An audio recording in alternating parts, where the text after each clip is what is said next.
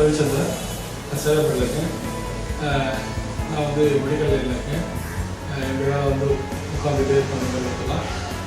அதனால் ஒபிசிட்டி மேலே இந்த மாதிரி ரிப்போர்ட்ஸ் ஆகிடுச்சு. நம்ம கலைஞர் டிவி பார்த்து டெலிவரி மூலிமா மெட்டல் ஸ்கிரீன் மாதிரி போட்டு எக்ஸசைஸ் பண்ணுறேன்.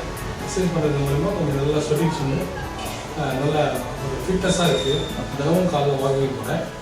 அப்படி வாக்கிங் போகும்போது முன்னாடியெல்லாம் வாக்கிங் போகும்போது இந்த மெட்டல் ஸ்கிரீன் போடாமல் போகும்போது அதிகமான ஸ்வெட்டிங்ஸ் வராது.